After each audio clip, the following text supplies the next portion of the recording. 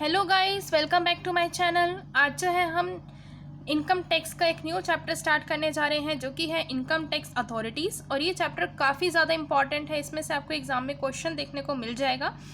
अगर अभी तक आपने मेरे चैनल को सब्सक्राइब नहीं किया है तो चैनल को सब्सक्राइब कर दीजिएगा, क्योंकि आपको आने वाली न्यू वीडियो की नोटिफिकेशन टाइम पर मिल जाएंगी और अदर सब्जेक्ट्स की जो वीडियोज़ हैं वो भी आपको टाइम पर मिल जाएंगी।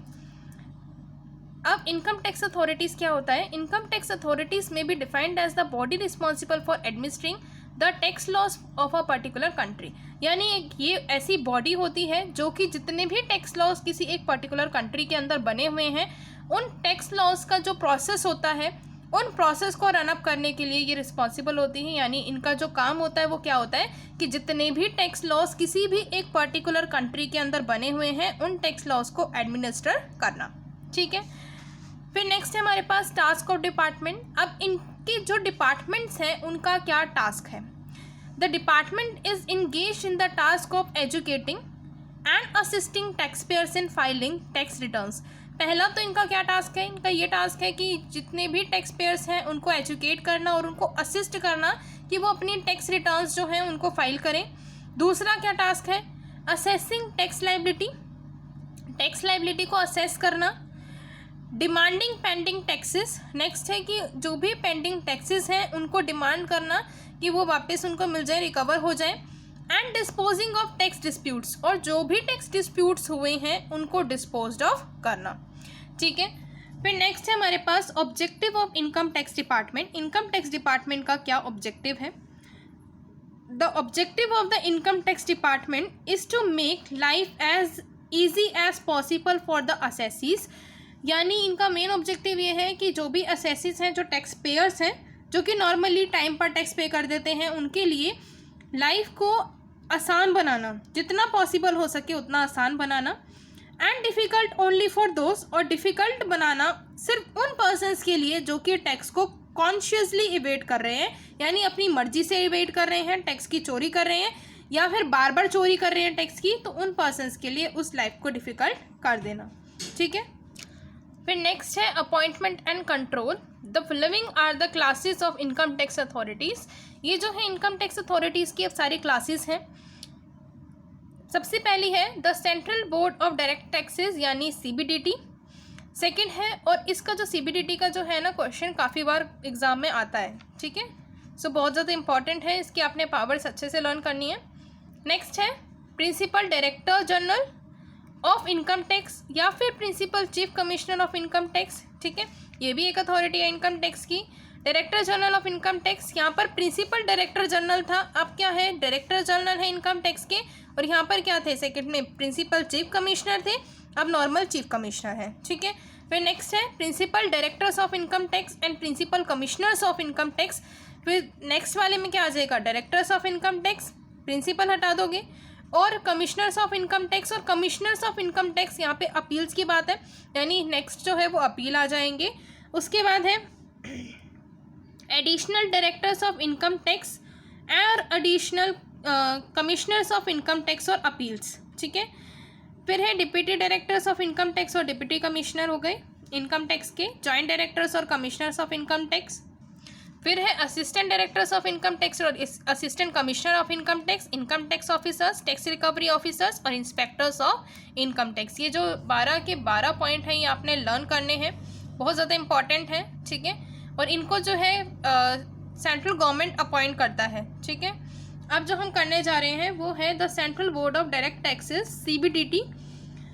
The Central Board of Direct Taxes is constituted under the Central Board of Revenue Act 1963। जो central board of direct taxes है उसको फॉर्म किया गया है किस एक्ट के अंदर? Central board of revenue act 1963 में। और ये जो है सबसे ज़्यादा हाईएस्ट अथॉरिटी है। हाईएस्ट अथॉरिटी है जब भी इसका सबसे पहला नाम है जो भी हमने अपॉइंटमेंट एंड कंट्रोल वाला टॉपिक किया, सबसे पहले ही central board of direct taxes लिखा हुआ था। तो ये सबसे ज़्यादा हाईएस्ट पोजीशन पर है ये अथॉरिटी। ठीक है, सेकंड है इसके जो मेंबर्स हैं वो अपॉइंट किए जाते हैं सेंट्रल गवर्नमेंट के द्वारा, और इसमें से जो पहला मेंबर होगा बोर्ड का उसको अपॉइंट किया जाता है एज ए चेयरमैन। यानी इस बोर्ड की जो CBDT है उसका चेयरमैन कौन होगा? जो कि सेंट्रल गवर्नमेंट पहला मेंबर अपॉइंट करेगा। ठीक है। और ये ऐसा पर्सन होता है जो कि बहुत ज़्यादा ट्रस्टी पर्सन होता है, जिसके ऊपर सेंट्रल गवर्नमेंट ट्रस्ट करती है और उसको ऑथराइज करती है, यानी पावर्स देती है कि वो जितने भी फंक्शंस हैं उनको परफॉर्म कर सके जो कि प्रिस्क्राइब किए हुए हैं एक्ट के अंदर, ठीक है। His powers of administration, supervision and control extend over the whole department, यानी इसकी जो पावर्स हैं एडमिनिस्ट्रेशन की, सुपरविजन की या कंट्रोल की, ये पूरे डिपार्टमेंट में फैली हुई हैं। इसकी ही पावर्स के अकॉर्डिंग सारे डिपार्टमेंट काम करेंगे, ठीक है। सो हम पावर्स करते हैं central board of direct taxes की। पावर टू मेक रूल्स, सबसे पहले इसकी पावर क्या है कि जो रूल्स हैं वो बना सकते हैं ये central board of direct taxes, यानी यहाँ पर मैं नॉर्मल लिख देती हूँ CBDT, ठीक है। It has the power to make rules under section 295 section के अंदर इसके पास पावर है कि ये रूल्स बना सकता है for carrying out the purpose of this act, जो भी एक्ट चल रहे हैं उसके पर्पस को कंप्लीट करने के लिए या उसके पर्पस के साथ उसका ऑब्जेक्टिव जो है उस पर्पस को कंप्लीट करना है, तो अपने ऑब्जेक्टिव को कंप्लीट करने के लिए वो क्या करते हैं, रूल्स वगैरह बनाते हैं। The rules may be made for the whole or any part of India, यानी रूल्स किस किस पर्सनस के लिए बनाए जा सकते हैं। यहाँ पे पर्सनस की बात नहीं है, यहाँ पर बोला है पूरे इंडिया के लिए या किसी एक छोटे से पार्ट ऑफ इंडिया के लिए। And the rules are laid before the parliament for its approval, यानी तभी ये रूल्स को इम्प्लीमेंट किया जाएगा जब पार्लियामेंट जो है इसकी अप्रूवल कर देगा। अगर पार्लियामेंट इस रूल की अप्रूवल कर देगा उसके बाद इसको इम्प्लीमेंट करेंगे, लेकिन अगर पार्लियामेंट अप्रूवल नहीं करता, इन्होंने अप्रूवल नहीं ली पार्लियामेंट से, तो अगर वो उसके बावजूद जो रूल है उसको इम्प्लीमेंट कर देते हैं तो वो रूल ही इलीगल माना जाएगा, ठीक है, इनवैलिड होगा। उसके बाद सेकंड है to issue instructions and directions. It may issue orders, ये जो है ऑर्डर्स इशू कर सकते हैं, इंस्ट्रक्शंस इशू कर सकते हैं या डायरेक्शन इशू कर सकते हैं उन सारे ऑफिसर्स को और उन पर्सनस को जो कि इस एक्ट के अंदर एम्प्लॉयड हैं, जो भी इस एक्ट के अगेंस्ट या इस एक्ट के फेवर में एग्जीक्यूशन कर रहे हैं, यानी इस एक्ट को एग्जीक्यूट कर रहे हैं, जो भी पर्सन एम्प्लॉयड है उन सबको ये ऑर्डर, इंस्ट्रक्शन और डायरेक्शन देता है।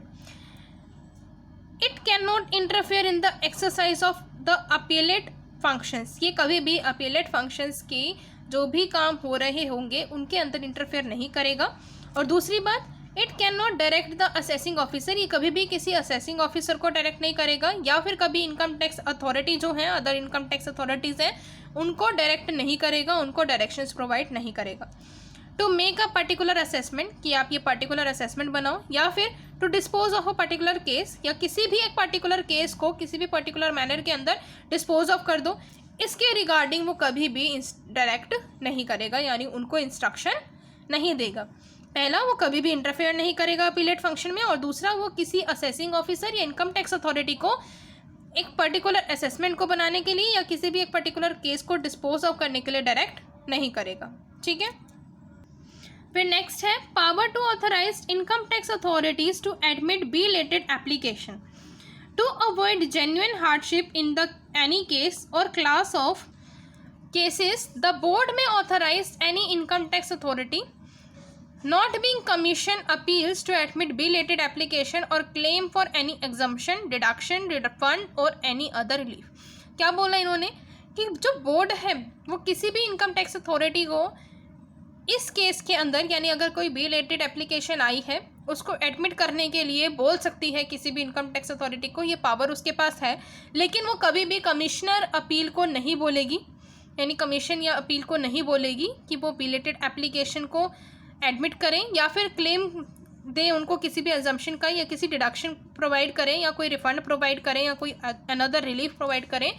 ये सारे काम वो उसके पास पावर है कि इन सारे काम की जो ऑर्डर है वो इनकम टैक्स अथॉरिटी को तो दे सकती है, लेकिन कमीशन अपील को नहीं दे सकती, ठीक है। Power to decide jurisdiction, the board is empowered to decide jurisdiction matters. जो बोर्ड है उसके पास ये पावर है कि जो भी जुरिस्डिक्शनल मैटर्स वगैरह होते हैं इनकम टैक्स अथॉरिटी के, उन सारे मैटर्स को डिसाइड करने की पावर है उसके पास, ठीक है। And assign to them such functions as are to be perform by them, और उनको फंक्शंस असाइन करें कि उनको क्या फंक्शंस परफॉर्म करने हैं। फिर नेक्स्ट है पावर टू अपॉइंट स्टाफ।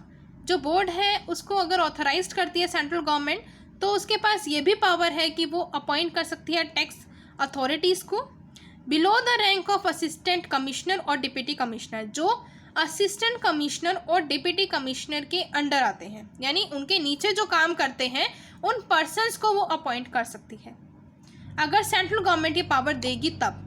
ठीक है, फिर नेक्स्ट है power to authorise income tax authorities to appoint staff. It may authorise an income tax authority, और इसके पास ये भी पावर है कि वो इनकम टैक्स अथॉरिटी को पावर दे सकती है कि वो अपने स्टाफ को, जो भी रिक्वायर्ड एग्जीक्यूटिव या मिनिस्ट्रियल स्टाफ है, उनको अपॉइंट कर सकती है। ठीक है, या जो इनकम टैक्स अथॉरिटीज़ हैं वो भी कहीं ना कहीं रिक्रूट कर सकती हैं, तो उनके पास ये पावर कहाँ से आएगी? CBDT से। फिर नेक्स्ट है power to direct higher authority to perform functions of lower authority. इनके पास, बोर्ड के पास ये भी पावर होती है कि जो हायर अथॉरिटी है has the power to direct higher authority in rank to perform functions of authority lower in rank, यानी इनके पास इतनी पावर है कि हायर अथॉरिटी को डायरेक्ट कर सकती हैं कि लोअर अथॉरिटी के फंक्शंस को भी परफॉर्म किया जा सके। ठीक है, नेक्स्ट है, ये रैंक है। ठीक है, नेक्स्ट है power to declare company. The board can declare any institution, जो बोर्ड है उसके पास ये भी पावर्स हैं, वो किसी भी इंस्टीट्यूशन को या किसी एसोसिएशन को या किसी बॉडी को, चाहे वो कॉरपोरेटेड है या नहीं है, चाहे वो इंडियन है या नहीं है, तो उनको क्या कर सकती है? असेसमेंट ईयर के लिए डिक्लेयर कर सकती है कंपनी, एज अ कंपनी उनको डिक्लेयर कर सकती है। ठीक है, whether Indian or not Indian, as a company for any assessment year, किसी भी असेसमेंट ईयर के लिए। मान लो AOP है, उसको जो है बोर्ड इस असेसमेंट ईयर के लिए कंपनी डिक्लेयर कर दे, तो वो उसके पास ये भी पावर है। फिर नेक्स्ट है हमारे पास power to authorise director general और chief commissioner.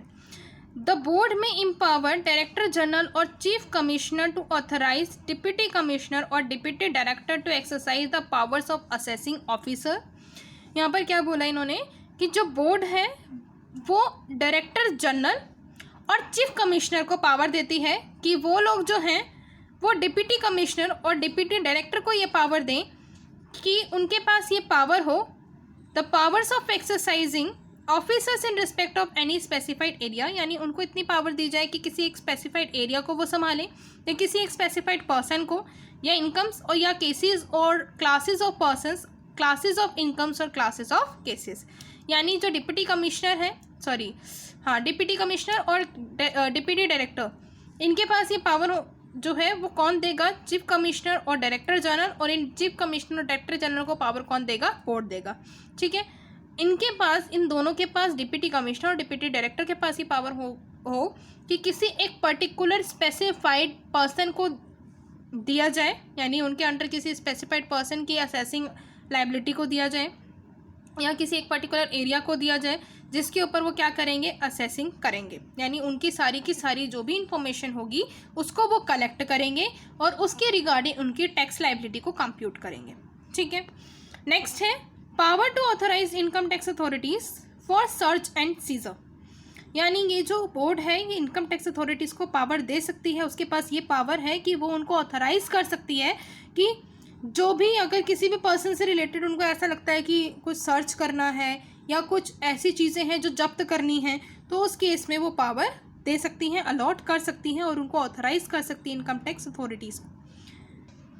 The board may authorise any additional commissioner को या फिर किसी एडिशनल डायरेक्टर को या फिर जॉइंट कमिश्नर को या फिर जॉइंट डायरेक्टर को कि वो किसी भी तरह से कोई सर्च या सीजर करनी है अंडर सेक्शन 132 तो वो कर सकती हैं। ठीक है, power to disclose information. Board जो है वो ये भी पावर है उसके पास कि वो किसी भी तरह की इन्फॉर्मेशन को डिस्क्लोज करा सकती है रिलेटिंग टू एनी असेसी। किसी भी असेसी से रिलेटेड अगर कोई इन्फॉर्मेशन वो डिस्क्लोज कराना चाहती है तो करा सकती है। किसी ऑफिसर से रिलेटेड है या किसी अथॉरिटी से रिलेटेड है या किसी बॉडी से रिलेटेड है। And performing any functions under any income tax law relating to the imposition of any tax, duty or cess or dealing in foreign exchange under Foreign Exchange Management Act 1999। ठीक है, board के पास ये power है कि सारी की सारी जिस तरह की भी इंफॉर्मेशन है वो सारी इंफॉर्मेशन निकलवा सकती है। क्यों? क्योंकि उसको टैक्स इम्पोज करना होता है, ड्यूटी चार्ज करनी होती है, कोई सेस चार्ज करना होता है और उनको डील करना होता है फॉरेन एक्सचेंज के अंदर under the foreign exchange act.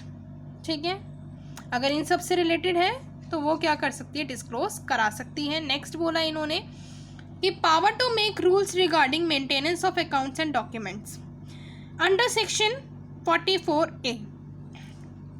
The board has the power to make rules for maintenance of such accounts and documents under section 44A as may enable the assessing officer to compute taxable income of the assessee। इन्होंने क्या बोला कि board के पास powers है कि वो rules बना सकती है कि जो भी मेंटेनेंस है अकाउंट्स की वो की जाए, डॉक्यूमेंट्स मेंटेन किए जाए सेक्शन 44A के अंदर, जिससे क्या होगा कि जो असेसिंग ऑफिसर है वो आसानी से टैक्सेबल इनकम जो है असेसी की वो कंप्यूट कर सके। ठीक है, नेक्स्ट है power to direct exclusion of income. इनके पास ये भी पावर है under section 11 sub section 1 and clause C. इसके अंडर इनके पास पावर है बोर्ड के पास कि वो एक्सक्लूड करा सकती है किसी भी इनकम को। द बोर्ड में direct the income from property held under trust shawl not be included in the total income of the recipient. मान लो कि किसी की प्रॉपर्टी जो है वो किसी ट्रस्ट के अंदर पड़ी हुई है, ठीक है, तो बोर्ड के पास इतनी पावर है कि वो उस प्रॉपर्टी को उस रिसिप्ट के अंदर यानी टोटल इनकम के अंदर इंक्लूड नहीं करेगी। ठीक है, नेक्स्ट है power to entertain applications against detaining of books of accounts and other documents section 132 sub section 10। The board is empowered to entertain application of objection regarding detention of books of accounts and other documents। Normal सी बात है कि board के पास ये भी power है, वो किसी भी बुक्स ऑफ अकाउंट्स के अगेंस्ट अगर उसको जाना है तो वो जा सकती है, किसी डॉक्यूमेंट के अगेंस्ट अगर उसको कोई काम करना है तो वो भी वो कर सकती है। ठीक है, नेक्स्ट हमारे पास आ जाती है powers of director general, chief commissioner and commissioner. ठीक है, ये जो सेंट्रल गवर्नमेंट है वो अपॉइंट करती है उन पर्सन्स को जो भी फिट होते हैं इस पोस्ट के लिए, डायरेक्टर जनरल की पोस्ट के लिए, चीफ कमिश्नर की पोस्ट के लिए, कमिश्नर ऑफ इनकम टैक्स की पोस्ट के लिए। ठीक है, फिर नेक्स्ट इसमें हमने पावर्स देखनी है। नेक्स्ट फर्स्ट है to appoint an income tax authority below the rank of assistant commissioner. अगर सेंट्रल गवर्नमेंट ऑथराइज करती है तो इनके पास ये पावर है कि वो income tax authority they appoint an income tax authority को अपॉइंट कर सकते हैं, लेकिन कौन सी रैंक के नीचे, असिस्टेंट कमिश्नर और डिप्टी कमिश्नर के रैंक के नीचे जो भी वो होंगी स्टाफिंग होगी वो ये लोग कर सकते हैं। कौन, हमारे पास चीफ कमिश्नर और कमिश्नर और हमारा डायरेक्टर जनरल। फिर नेक्स्ट है पावर टू अपॉइंट स्टाफ। वही बात है कि इनके पास पावर्स है कि वो मिनिस्ट्रियल स्टाफ या एग्जीक्यूटिव स्टाफ को अपॉइंट कर सकते हैं। फिर नेक्स्ट है to delegate the powers of assessing officer to joint commissioner where they are so authorized by the board, they may delegate the powers and functions of the assessing officer to joint commissioner। अगर इनके पास powers हैं, अगर इनको powers मिलती हैं तो इनके पास इतनी भी पावर है कि अगर कोई भी जो असेसिंग ऑफिसर्स के जो पावर्स फंक्शंस हैं वो उनको डेलीगेट कर सकते हैं जॉइंट कमिश्नर तक। ठीक है, फिर नेक्स्ट है to transfer cases. They may transfer any case from one or more assessing officers subordinate to them to any other assessing officer also subordinate to them. यानी कि इन्होंने क्या बोला कि इनके पास ये भी पावर है कि वो किसी भी तरह के केस को ट्रांसफ़र कर सकते हैं एक असेसिंग ऑफिसर को के सबॉर्डिनेट को, फिर वो असेसिंग ऑफिसर का सबॉर्डिनेट अपने खुद के सबॉर्डिनेट को कर सकता है और वो सबॉर्डिनेट अपने खुद को सबॉर्डिनेट को कर सकते हैं। जैसे कि मान लो यहाँ पर एक ए पर्सन है, ठीक है, जो कि मान लो एक सबॉर्डिनेट है, किसके अंडर सबॉर्डिनेट है, हमारा चीफ कमिश्नर के अंदर मान लो सबॉर्डिनेट है। ठीक है, अब इस चीफ कमिश्नर के पास पावर है कि वो अपने सबॉर्डिनेट को किसी भी तरह का केस जो है वो क्या कर सकते हैं, ट्रांसफ़र कर सकते हैं। अब इसी तरह से इस ए के अंडर कोई बी पर्सन है जो कि उसका सबॉर्डिनेट है, ठीक है, इसी के अंडर कोई सी पर्सन है जो कि इसका सबॉर्डिनेट है। ठीक है, अब ये जो चीफ कमिश्नर ने ए को किया केस ट्रांसफ़र, अब ये A person case transfer B को भी कर सकता है और बी पर्सन सी को कर सकता है। ऐसे ही जो सबॉर्डिनेट्स हैं वो दूसरे को केस ट्रांसफ़र कर सकते हैं, उनके पास ही पावर रहती है। ठीक है, नेक्स्ट किसके सबॉर्डिनेट, यानी असेसिंग ऑफिसर के सबॉर्डिनेट। इन्होंने बोला है असेसिंग ऑफिसर्स सबॉर्डिनेट। ठीक है, नेक्स्ट है inquiry into concealment. If they have reasons to suspect that any income has been concealed or is likely to be concealed by any person or class of persons within their jurisdiction, they are empowered to make any inquiry or investigation relating thereto. इन्होंने क्या बोला कि अगर कोई ऐसा reason लगता है, जब उन्होंने सस्पेक्शन वगैरह किया तो उनको ऐसा लगता है कि कोई भी इनकम कंसील्ड की जा सकती है, यानी छुपाई जा सकती है, या फिर छुपा चुके हैं, कोई भी पर्सन ऐसी इनकम को छुपा चुका है, ठीक है, या और क्लास ऑफ पर्सन छुपा रहे हैं, तो उस केस में उनके पास ये पावर होती है कि उस पर्सन या क्लास ऑफ पर्सनस की क्या करना, इंक्वायरी करना, इन्वेस्टिगेशन करना कि कौन सी कंसीलमेंट वाली इनकम है। नेक्स्ट है सर्च एंड सीजर। जो डायरेक्टर जनरल है, चीफ कमिश्नर है और कमिश्नर है, उनके पास ये अथॉरिटी है कि वो किसी भी डिप्टी कमिश्नर को या डिप्टी कमिश्नर को या असिस्टेंट डायरेक्टर को या फिर असिस्टेंट कमिश्नर को या असिस्टेंट ऑफिसर को ये पावर दें कि किसी भी तरह से आप किसी भी बिल्डिंग में एंटर कर सकते हो, कोई सर्च का काम दे सकते हैं, यानी सर्च करवा सकते हैं किसी बिल्डिंग की, किसी प्लेस की, या किसी वेसल की, व्हीकल की या एयरक्राफ्ट की, और सीजमेंट करा सकते हैं किसी भी बुक्स ऑफ अकाउंट्स का या किसी डॉक्यूमेंट का। मनी को सीज कर सकते हैं, बुलियन को सीज कर सकते हैं, किसी ज्वेलरी को सीज कर सकते हैं, या कोई भी ऐसी वैल्यूएबल आर्टिकल है, कोई वैल्यूएबल थिंग है, उसको भी सीज कर सकते हैं। सीज का मतलब मेनली होता है जब्त करके अपने पास ही रख लेंगे, ठीक है, जो कि ऐसी चीज़ें मिलती हैं सर्च के टाइम पर, जो भी चीज़ें मिल रही हैं उनको जब्त करके ये लोग रख लेंगे, इनके पास ये पावर रहती है। नेक्स्ट है टू मेक एनी इंक्वायरी। जो डायरेक्टर जनरल है, चीफ कमिश्नर है या कमिश्नर है, is competent to make any inquiry under this act. इस एक्ट के अंदर वो किसी भी तरह की इंक्वायरी करा सकते हैं, ठीक है। नेक्स्ट है disclosure of information respecting assessees. Where a person makes an application to the chief commissioner or commissioner in the prescribed form for any information relating to an assessee in respect of any assessment, he may furnish the information asked for the respect of that assessment if he is satisfied that such disclosure is in public interest.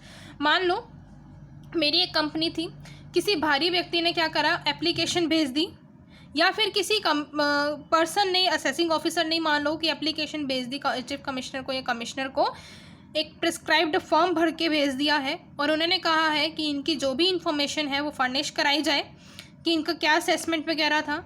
और अगर chief commissioner को या commissioner को ये लगता है कि हाँ ये सही है, इनकी जो इन्फॉर्मेशन है वो डिस्क्लोज़ करा देनी चाहिए और वो पब्लिक इंटरेस्ट के लिए ज़रूरी है, तो वो क्या कर सकते हैं, डिस्क्लोज़र का नोटिस मुझे भेज सकते हैं और मेरी इन्फॉर्मेशन जो है असेसमेंट की वो पूरी की पूरी डिस्क्लोज़ करा सकते हैं, ठीक है। नेक्स्ट है to sanction reopening of the assessment after the expiry of 4 years। जो चीफ कमिश्नर है या कमिश्नर है उनके पास पावर है to sanction reopening of assessment of an income which is escaped after the expiry of 4 years from the end of the relevant assessment year. मान लो कि ऐसी इनकम अब इन्होंने पाई, ठीक है, जो कि पिछले 4 साल की ऐसी कोई इनकम थी जो कि या हो सकता है कंसील थी या इन्होंने डाली नहीं थी एसएससी ने, तो उनके पास ऐसी इनकम आई अब 4 साल पहले की थी। अब वो क्या कर सकते हैं, उनके पास ये पावर है कि वो जितनी भी असेसमेंट उनकी हुई हैं पिछले 4 सालों के अंदर उन सब की रीओपनिंग करा सकते हैं, ठीक है। फिर नेक्स्ट है to approve withholding of refund in certain cases. Withholding में क्या है कि अगर मान लो प्रोसीडिंग के टाइम पर where any proceeding is pending against the assessee, अगर किसी भी तरह की पेंडिंग रहता है असेसी का कोई भी टैक्स या कोई पेनल्टी वगैरह कुछ भी पेंडिंग रहता है, तो जो चीफ कमिश्नर है या कमिश्नर है वो असेसिंग ऑफिसर को ऑथराइज कर सकते हैं, उनको बोल सकते हैं कि अपने पास रिफंड तब तक रख लें जब तक कि वो असेसी सारी की सारी पेमेंट नहीं कर देता, ठीक है, टिल सच टाइम, उस टाइम तक जैसे चीफ कमिश्नर और कमिश्नर को सही लगेगा, उन्होंने बताया होगा कि इस टाइम पीरियड के लिए अपने पास अमाउंट रख लो उस रिफंड का, जो कि आपको रिफंड किसको देना है, असेसी को, ठीक है। या फिर अगर ऐसा लगता है असेसिंग ऑफिसर को लगता है कि भाई इनका जो है रिफंड रोक लेना चाहिए, तो वो क्या करते हैं, चीफ कमिश्नर और कमिश्नर की जो है परमिशन लेते हैं, पहले अप्रूवल लेते हैं, अगर वो अप्रूव कर देंगे तो उसके बाद वो अपना जो भी अमाउंट है रिफंड का वो रख लेंगे अपने पास ही असेसी के रिफंड का, ठीक है। फिर नेक्स्ट है set of refund against areas of tax. जो चीफ कमिश्नर और कमिश्नर है उनके पास ये भी पावर है कि वो असेसिंग ऑफिसर को गाइड कर सकते हैं या उनको ऑथराइज कर सकते हैं कि जो भी अमाउंट ऑफ रिफंड है उसमें से जो भी टैक्स एरियर है उस पर्सन का वो आप सेट ऑफ कर दो। मान लो टैक्स एरियर बन रहा था 1000 रुपये का, टैक्स पे करना था एसएससी को 1000 रुपये और रिफंड उनको मिल रहा था 500 रुपये का, ठीक है। अब 500 रुपये बचा हुआ तो उन्होंने क्या किया कि 500 से ना लेकर 500 रुपये सेट ऑफ कर दिया। लेकिन ये सेट ऑफ कब किया जाता है? पहले तो एसएससी को नोटिस भी भेजा जाता है कि हम आपका जो है अमाउंट सेट ऑफ करने जा रहे हैं, और दूसरा ये चीफ कमिश्नर कमिश्नर उनको ऑथराइज करते हैं असेसिंग ऑफिसर्स को, तभी ये अमाउंट सेट ऑफ होता है। और अगर कोई ऐसा सेट ऑफ कराना चाहता है, असेसिंग ऑफिसर खुद सेट ऑफ कराना चाहता है, तो वो पहले अप्रूवल लेता है चीफ कमिश्नर या कमिश्नर की। वैसे तो देखो जो चीफ कमिश्नर होते हैं, चीफ कमिश्नर, ठीक है, या फिर जो कमिश्नर है, अगर वो खुद ऑथराइज कर दें, खुद ही बोल दें कि भाई असेसिंग ऑफिसर को खुद ही बोल दें कि आप लोग क्या करो, इनका अमाउंट जो है वो सेट ऑफ कर दो, ठीक है। अगर इनकी तरफ से कोई भी डायरेक्शन नहीं आई और असेसिंग ऑफिसर को ऐसा लगता है कि नहीं इनका जो अमाउंट है वो सेट ऑफ करके दे देते हैं, तो वो सबसे पहले किसको नोटिस भेजा जाता है? नोटिस तो इस केस में भेजा जाएगा असेसी को, ठीक है, नोटिस भेजा जाएगा असेसी को। और ये क्या करेंगे असेसिंग ऑफिसर, उन्होंने अभी चीफ कमिश्नर को नहीं बताया तो पहले वो चीफ कमिश्नर को बताएंगे, उनकी अप्रूवल लेंगे क्योंकि वो अपनी तरफ से कर रहे हैं। अगर तो ये चीफ कमिश्नर खुद ही डायरेक्ट कर दें तो हमें किसी भी चीज़ की जो है अप्रूवल लेने की ज़रूरत नहीं है, बस एक नोटिस भेजने की ज़रूरत है। किसको नोटिस भेजा जाता है? असेसी को, ठीक है। लेकिन अगर असेसिंग ऑफिसर अपनी तरफ से करता है तो उसको सबसे पहले अप्रूवल लेनी पड़ेगी, क्योंकि उसको तो किसी भी पर्सन ने ऑर्डर नहीं किया। अब वो अपनी तरफ से कर रहा है तो अप्रूवल तो लेगा, तो वो अप्रूवल किसकी लेगा? चीफ कमिश्नर की या फिर कमिश्नर की या फिर जॉइंट कमिश्नर वगैरह की अप्रूवल लेते हैं। अप्रूवल लेने के बाद फिर वो क्या करते हैं, एक तो नोटिस भेज दी, अप्रूवल ले ली, उसके बाद ही उस अमाउंट को क्या करेंगे? सेट ऑफ करेंगे। नेक्स्ट है हमारे पास to direct the assessing officer to prefer appeal to the tribunal against order of commission appeals, यानी कि the commissioner may if he object any order passed by commissioner appeals direct the assessing officer to appeal to the appellate tribunal against the order. मान लो जो commissioner था, अब कोई order pass किया commissioner appeal ने, अपील का मतलब नॉर्मली क्या होता है? कोर्ट होता है, ठीक है। तो कमिश्नर अपील ने कोई ऑर्डर पास किया और वो ऑर्डर कमिश्नर को सही नहीं लग रहा, तो वो क्या करेगा? जो असेसिंग ऑफिसर है उसको डायरेक्ट करेगा, यानी उसको कहेगा कि अपीलेट ट्रिब्यूनल के अंदर वो अपील दोबारा से डाली जाए और ये बोला जाए कि वो इस ऑर्डर के अगेंस्ट है, ठीक है। नेक्स्ट है टू रिड्यूस और वेव द पेनल्टी। कमिश्नर के पास ये पावर होती है कि वो किसी भी तरह की पेनल्टी को रिड्यूस कर सकता है जो कि अगर किसी पर्सन पर इम्पोज की गई है 271 section sub section 1 and clause 3 के अंदर फॉर कंसीलमेंट ऑफ इनकम, कि उन्होंने किसी भी तरह की इनकम को कंसील किया था, उसके अगेंस्ट अगर कोई पेनल्टी वगैरह लगाई गई है, ठीक है, तो उसको रिड्यूस करने का या फिर माफ़ करने का जो राइट है वो कमिश्नर के पास है। और ये जो राइट है वो किस सेक्शन के अंदर है? सेक्शन 273A, ठीक है। नेक्स्ट है to sanction attachment of property.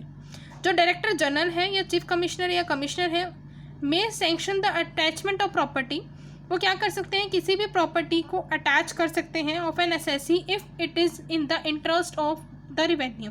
अगर उनको ऐसे लगता है कि हाँ हमारा रिवेन्यू इससे बन सकता है, या फिर अगर आने वाले टाइम पर हमें अगर रिकवरी करने का जो है राइट चाहिए, रिकवर करना चाहें एसएससी से, तो वो क्या कर सकते हैं? किसी भी प्रॉपर्टी को अटैच कर सकते हैं। आज हम यहाँ तक का ही टॉपिक करेंगे, नेक्स्ट वीडियो में हम करेंगे नेक्स्ट टॉपिक। सो मिलते हैं नेक्स्ट वीडियो में। अगर आपको वीडियो पसंद आया हो तो लाइक कर दीजिएगा और शेयर कर दीजिएगा जिससे और भी पर्सन्स को हेल्प हो सके। सो मिलते हैं नेक्स्ट वीडियो में, बाय बाय।